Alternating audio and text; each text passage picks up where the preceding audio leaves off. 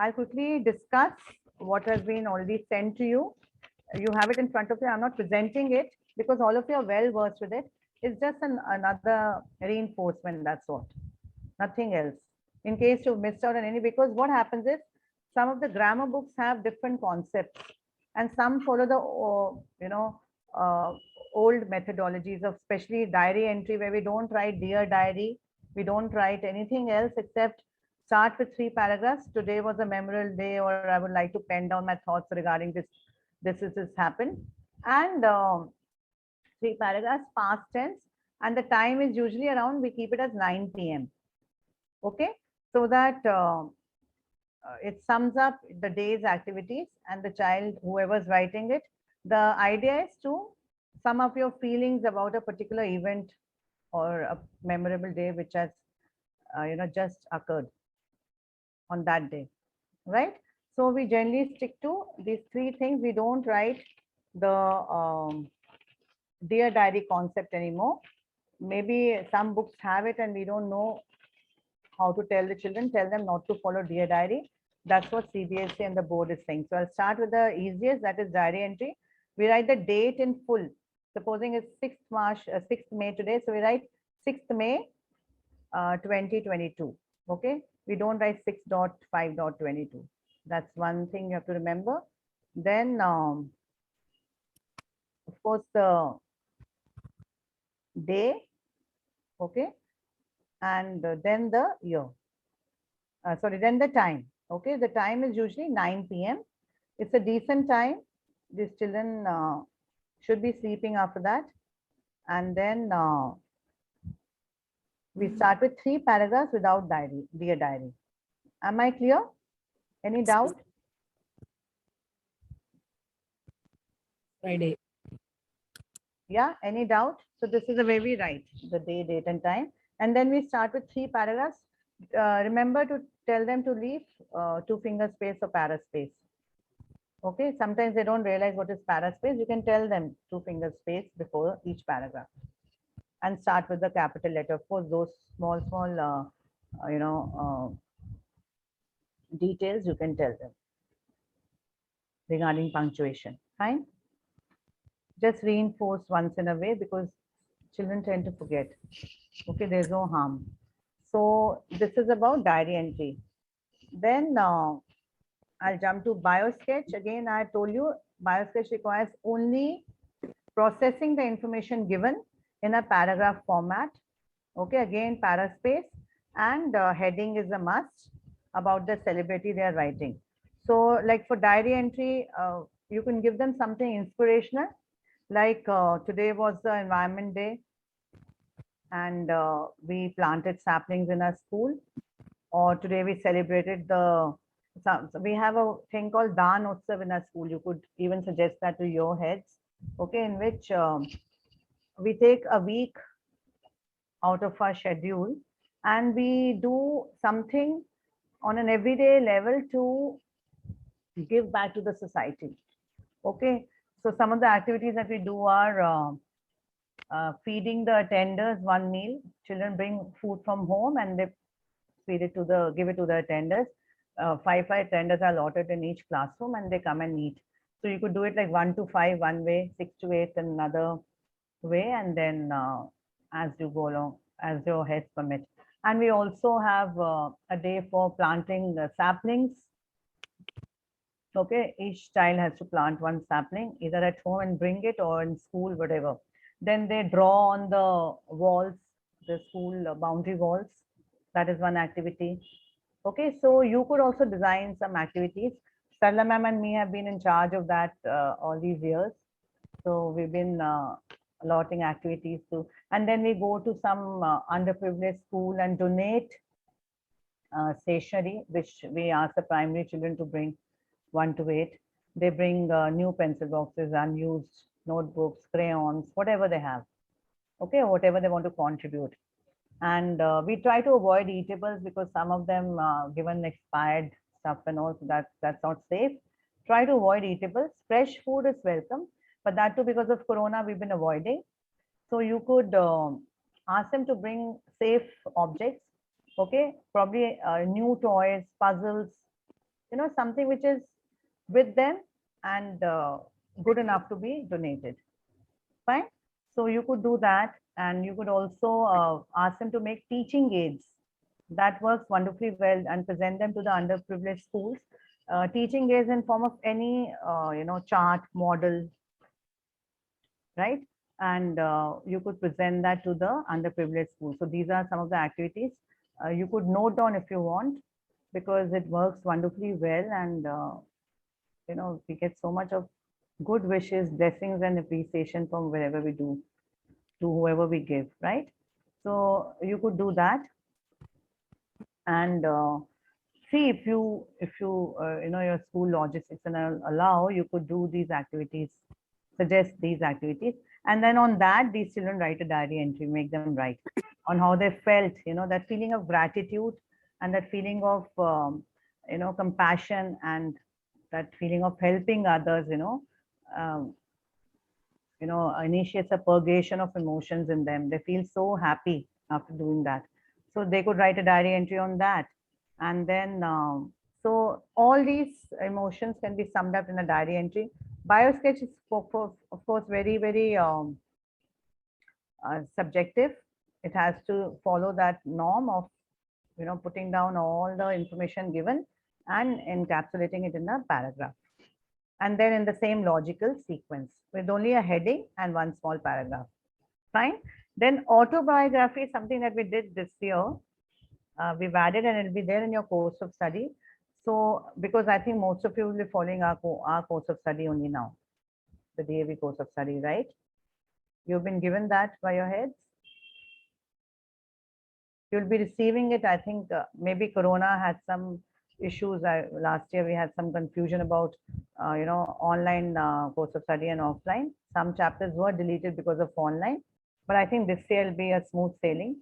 So autobiography is all about telling the child to imagine that he's an inanimate object, okay, or even a celebrity. It could be anything. Okay, anything that you feel. An inanimate object is better when you introduce it in class 7. Okay, so supposing you tell the child you're a pencil. Imagine you're a pencil. So autobiography of a pencil. Where was it manufactured? What is the purpose? And so some wood, again, what is the material used? So all that the child can write. Okay, or a bicycle, it's eco-friendly. Children come up with amazing ideas. Okay, you brainstorm and see, ask them what would they like to be. So keep it open. These are some examples that I'm giving you that we did in the class. Okay, they came up with electric cars. I'm an electric car, and they knew so much about it. Yeah, that is still evolving. That whole concept is still not very common in the market, but some children wrote about it. Tesla, I'm a Tesla car, and this is what this is how I'm different from other cars, from the traditional cars, So they come up with amazing ideas. Brainstorm, and you share the ideas with me in the group, or however, like when we have a next monthly meeting. Okay, then is your message writing. The content is given, the telephonic conversation is given, and the child has to decode that. So an easy way of doing this is, see, all the headings are given here. So I'm not going to repeat that. Okay. An easier way of decoding this is, I tell them to write 3 things. Who has called, for whom, and who's taking the message. So when you demarcate it clearly in these 3 headings for the child, write it on the board and tell him to fill in. Then he is able to understand what the message is all about. Okay. Sometimes the child finds it very difficult to comprehend that information given. I noticed that especially in the 6th standard. So I start with a very basic message. I tell them, write a message for your mother that you'll be late from school today because you have basketball coaching. So there you don't have to do anything. You just have to write a message, like a sticky pad message on the refrigerator. Just has to write that. He starts with that, then he understands the difference between, for whom, from who. All that has to be explained. Okay, take a good 5 minutes to explain and write those 3 headings for the child to understand. Tell him to do it even in the exam. For whom? from whom, okay, and what is the message and who's taking the message, right? Because sometimes they get confused between so many names. You must have noticed that when you tried this. Yeah, 10% only are able to gauge exactly what the message is all about. So try to decode it in this way. You'll find it easy to teach. Okay. Has anybody tried like this ever while teaching message? Okay, try this time. You can write it there somewhere, make a note. Okay. And try it like this. Then is your notice writing. And again, you can give them some topical headings. Again, something about the environmental club, interact club, or some competition, or some drive, like we did a rally. So I made the children write a notice about we're going to have a rally on environmental issues. So each one has to make a placard and bring, and then write a notice on that, that the rally will be organized at this time in this place, and this is the requirement. So all of them were very excited and they actually did it. I did this notice one day before the rally, and the next day they actually participated in the rally and put up this notice. So they were so happy. So link it to something that is happening in your school, or something imaginative. You have multiple ideas on the net. You're all seasoned teachers. You can browse and the sky's the limit. So please tell them to follow these headings and make sure that they write all that is required in the notice. Okay, the box and the notice and capital and name, everything is given there. Again, story you already know. We've spoken a lot about this. You can start with the spin a yarn, brainstorm ideas, give them either with hints or without hints. Please tell them to remember to put a heading. In spite of writing, they're also give a title to the story. So many children forget. So insist on that, 3 paragraphs, and they can avoid writing the word moral anymore. We don't write the word moral anymore, but the story can have a moral message also. Okay. So they need not write moral of the story dash dash dash like that. They can incorporate the moral in the last paragraph, so in the conclusion. Okay, fine. So any doubts regarding all these formats? I think all of you must be aware. Yes. So that is it. And then email writing again has to be very concise. Brevity is the key. Don't make it very lengthy. Keep the message very crisp. Okay, the cause and effect suggestions, whatever the content says, whatever the question says, to follow that in a very formal way. Okay, so insist on that. Then I think formal letter, ma'am had a doubt. Cyril, ma'am, you had a doubt in formal and informal letter, right? Yes, ma'am. Yeah. So informal letter, as we know, is written to people who we know. It could be your cousin, uncle, any family member, or any friend, close friend. Okay, and the language need not be very formal. Yet you must ask them, request them to avoid slang. Okay, and words like guy and GUY, or some sort of a slang which is not acceptable. Please ask them to avoid. And again, the content, 3 paragraphs. Sender's address, you all know, 3 lines, date, full date, and dear so and so, and they can start writing. It could be a letter for expressing gratitude, thanks to some gift which they've received. So the tone has to match the uh, content, okay, and the question. So ask them to change the tone accordingly. It could be a letter to invite their friend or their cousin to spend the summer vacations with them. Okay, it could be anything, or some event that he wants to describe to his cousin and say that this happened in my school, or this is what I'm doing. Like during Corona, during the pandemic, we had asked them to write about all that they have learned and share that with their friend in another city. Okay, so they wrote amazing, they listed amazing activities, like they've been learning coding, or they've been learning some playing how to play an instrument online. So whatever, there, the sky is the limit, and it's all up to your imagination. And you can even brainstorm ideas. The children might have something in their mind. So you could ask them and write about it. Okay. Okay. And then your formal letter is again, the format has to be followed like we've written here. And then the letter, the language, as you told just now about the uniform part, the language has to be much more formal. In fact, very formal in the letter. You should highlight the problem which you're facing, or if it's a letter for applying leave. So there are lots of formal letter formats. Okay. Depends on what your school is following. Here we normally follow the complaint letter format, but we do teach them how to write a leave application also, or an application for any other issue that they might have. You know, supposing they're not wearing the right shoes, or they're not in proper uniform for some reason, or they need to leave school and attend school only for half a day. So all these common issues which they might have, I teach them how to write about that. Okay. So you could also stress on that, and then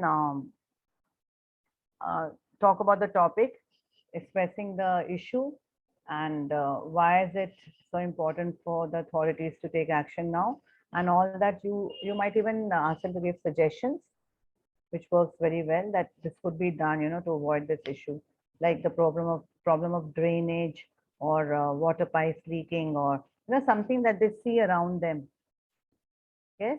So recently there, our school, the road opposite our school was all dug up. So they, most of them used to come late to school.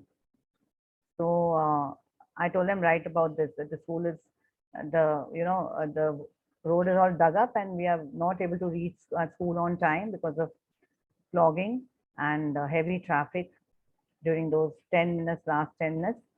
So request you to, so anything that they see around them, you could ask them to write. Yeah.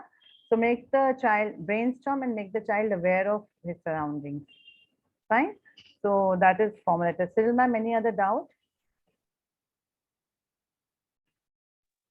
Actually, if you have a lot of practice for letter writing, children are able to do it. I'll come to that. Yeah, I was just coming to that. So I will tell you how to go about with that also. Then we are just left with article writing. I think I've covered everything else, right? Yes, please. So article is again very important, and I would include essay, though it's not a part of a curriculum as such, but we often have essay writing competitions, right? At the school level, state level, country level. CBSE gives us, so many activities where they need to write essay writing competitions from the board itself, but we don't have it sadly in our curriculum. But I do teach them how to write that as well in one of the activity classes. So actually we were thinking, Sarla ma'am, we could ask them to include it in the course of study actually. I was thinking that time, I completely forgot. Yeah, because so many times we have only essay writing as, a competition which they give the topic and the child has to write, and we do choose some of the students, but I think everybody should write a speech and an essay. So even if it's not a part of the course of study or curriculum, because they are restricted to whatever they feel is right, and we've been doing for years, I think essay and speech is one thing that we should insist, even if we give it as a homework assignment. Okay. So article again is needed for the class magazine and school magazine or whatever. So they should know how to write all these skills.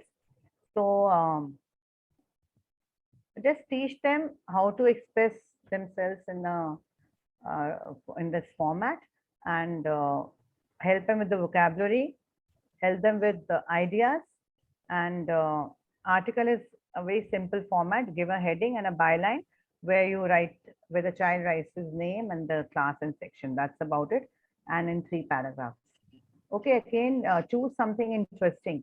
I'll be sharing a lot of topics with you next Friday, okay, on each of these activities, or I'll try to do it towards the end of the class today. Okay, so you see, first I want you to list down what all you've been doing, okay, on all these writing skills. Then let's see if we can contribute to something else. The next thing which I have today for you is lesson plan. Okay, so I'll just share my slide. Just let me know if, is it visible? Yeah. Yes. Yes.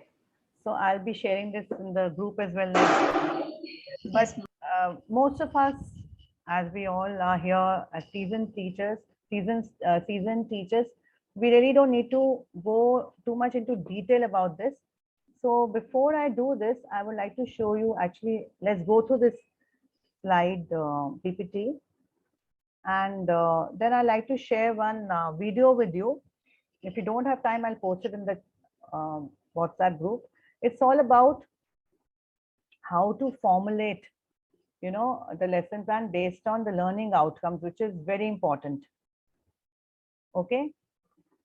So now, why CBSE insisting on learning outcome and learning objective suddenly? What is the need? Does anybody have an idea here?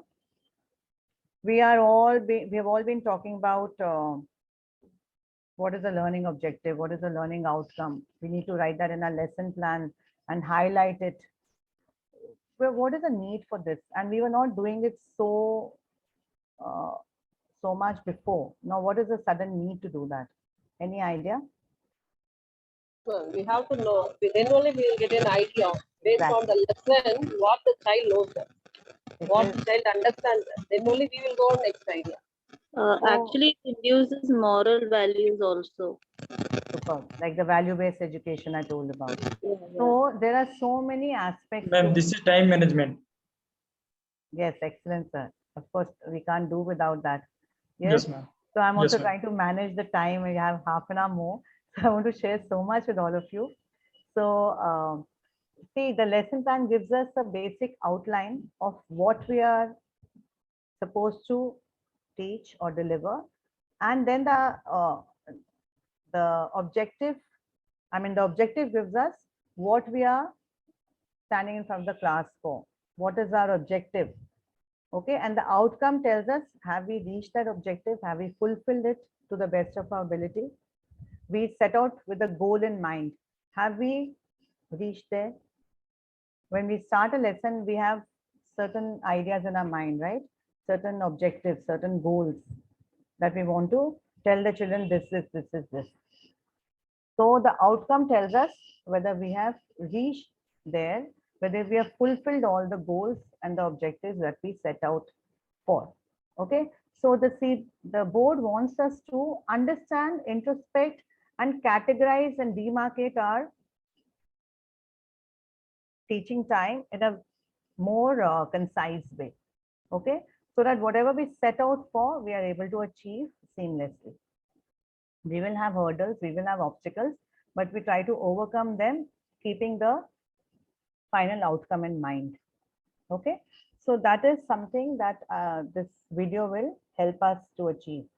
Okay, somewhere we do get lost between managing the children, discipline, activities, but then we have to come back and analyze, have we reached our objective? Okay, I'm not going to read these slides. I want you to just go through them and do a silent reading.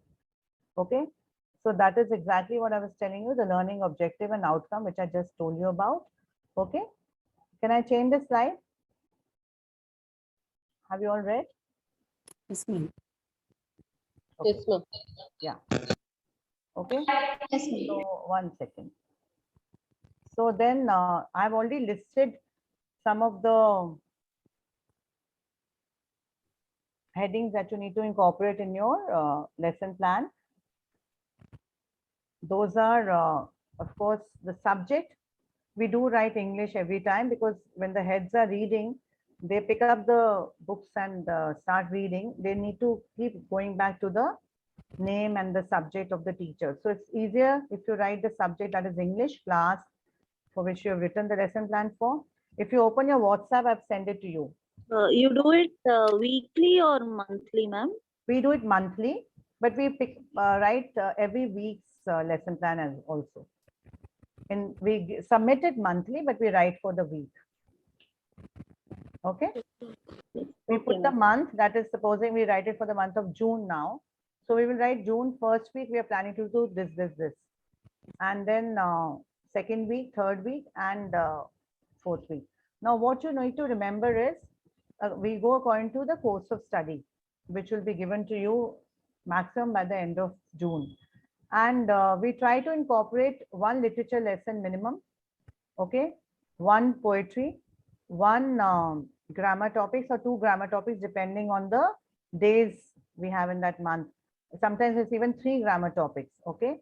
And we also try to put in 1 composition, that is any writing skill. So we try to make it balanced, and then we also put in activities which are, which will require for an internal assessment.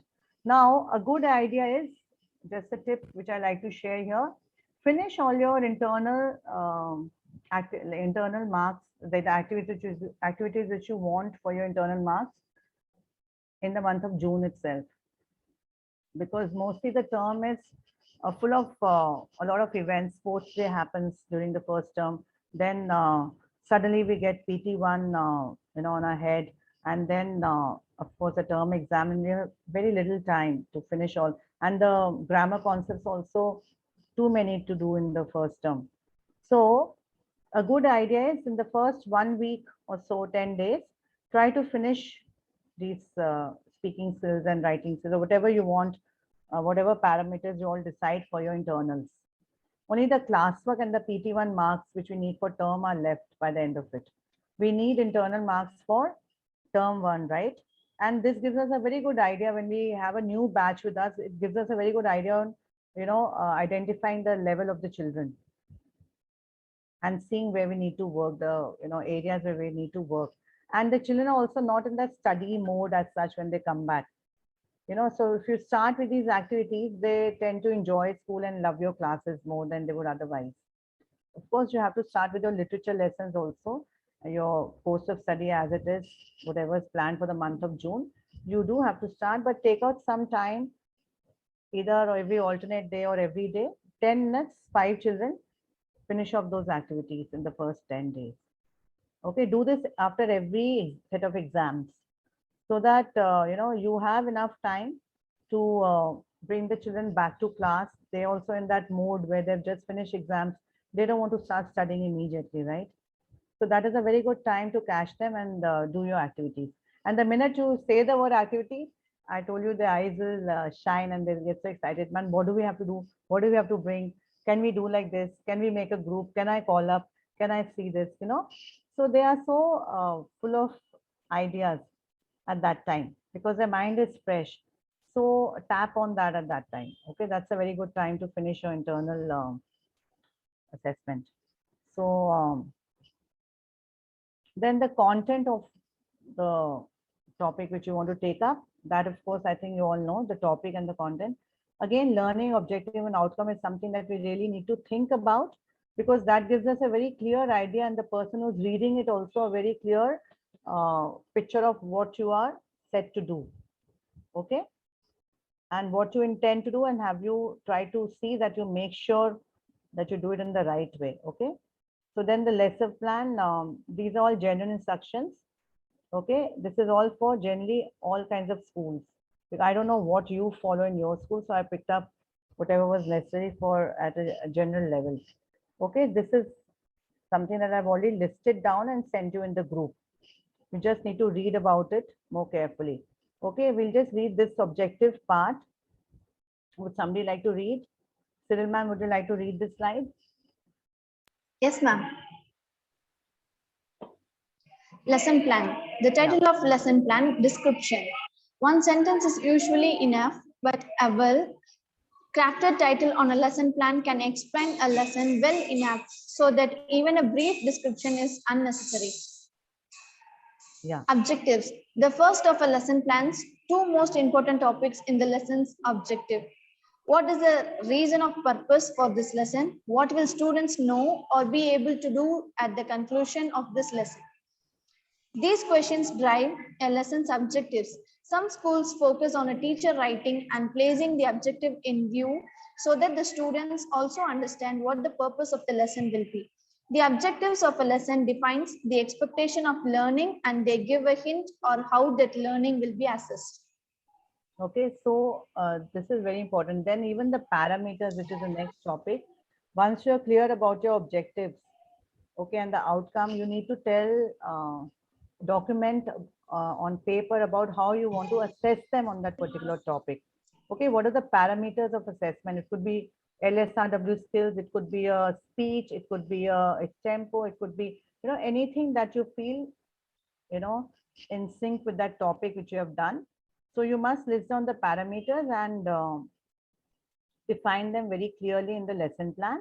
Then teaching aids, I had discussed yesterday with you. Of course, your textbook, blackboard and chalk are the usual ones. And then some, if you've been sharing some videos or some content with them, that could be your teaching aid. And like I told you, I mentioned something yesterday. Does anybody remember?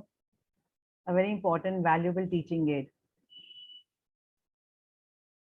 Nobody remembers? The experiences which you share and the children share. The interaction that happens between the student and the teacher, the students and the teacher while you're discussing the topic, explaining the topic, right? So that is one very valuable teaching aid. I learned this from one of my seniors. Yes, Sarla ma'am, you remember? We used to write that. So that becomes your teaching aid. What is an aid that helps the student understand the lesson better? Yeah. Yes. So the activities that we do are also a part of the teaching aids, but then they help those activities make the child, arouses the interest of the child and he feels more involved and connected with the lesson. Okay, and of course the assignment, which is the question answers, the textbook exercises, the book bag exercises, and any other assignment which you want to substantiate the text with. It could be a personalized summary of the lesson, or I told you a personalized question like, what if you were so and so? Imagine you are so and so, and what would you have done? Given them alternate endings, and you could even ask something like, would you give a different topic, alternate topic to the title to the story? Do you think this story could have been titled in a different way, given a different heading? Okay, anything that you feel is relevant. Okay, so this sums up the lesson plan. So this is something that we all have been hearing about, talking about. So I've done enough of talking. I thought I'll take the help of this video to bring home the fact about Bloom's taxonomy in a playway method. Okay, I don't want to go to that pyramid and tell you exactly what you already know. Okay, this will tell us, it's a toolbox. Yes, I told you what a toolbox is. So this video should enable us, I'll put it in the group as well, on how to use what Bloom's taxonomy is harping about in an effective way in the classroom. I'm taking it down to the actual application of Bloom's taxonomy. Okay, about what he wants us to do with the students. I'm doing that exactly with all of you. Okay, and how to apply Bloom's taxonomy. Fine. So let's go through this. I thought we'll go through it together. It's just a 5-minute video so that when you go through it again on your own, you find it easy to understand. Okay. That teachers or Okay. students use to classify and organize learning objectives. Its most popular version is based on the cognitive domain and assumes that learning should be structured from easy to difficult in the following 6 steps. 1. Remember. 2. Understand. 3. Apply. 4. Analyze. 5. Evaluate. 6. Create. On the first level, we learn to remember. There is just rote memorization and recollection of facts without much understanding. For example, if we learn about lemons, we want to remember the name, shape, color, size, and that they are sour. Once we memorize these essentially meaningless facts, we move to the second level of learning. On level 2, we learn to understand. We begin to decode information and learn that a lemon is yellow when it's ripe to eat, and if we take a bite, that it's really super sour. We also understand that lemons love sunshine and that they contain lots of vitamin C, which is a great natural antioxidant that keeps us healthy. Now, as we really understand a lemon, we can work with it. On the third level, we apply what we know. We've understood that while lemons are sour, they are also a provider of vitamin C. To apply this knowledge in a meaningful way, Boil a lemon into hot water and add some honey. Then serve this hot lemon to our sick sister who's in need of treatment. On the fourth level, we learn to analyze. This involves examining and breaking down information into components, determining how the parts relate to one another, and finding evidence to support generalizations. We study the lemon flesh, examine the skin, and look at levels of vitamins. We conclude that we can while the skin tastes bitter and contains traces of toxic pesticides, it ought not to be consumed. Now we are ready to evaluate. We analyze, critique, and compare. To evaluate our lemon as a good source of vitamins, we compare it to other sources, such as oranges and supplements. We look at the following properties: vitamin levels, affordability, taste, and packaging waste. If we evaluate our thoughts critically and without bias, we learn where the lemons score high and where others score higher. Now, after we have learned, understood, applied, analyzed, and evaluated, we are ready to create. As we now really understand lemons, also in comparison to similar things, we can formulate a plan to create our own natural lemonade. It's now easy to come up with a cute shop design, a good name, and a good slogan: natural, healthy, yummy. Bloom's taxonomy was first created in 1946 by American psychologist Benjamin Bloom. The revised version from 2001, as just presented, serves as the backbone of many teaching philosophies, in particular those that aim towards teaching specific skills. Each level usually comes with a clear learning objective that can be tested. Critics of the taxonomy often question the existence of a sequential, hierarchical link between each level. What are your thoughts? Please share them in the comments below.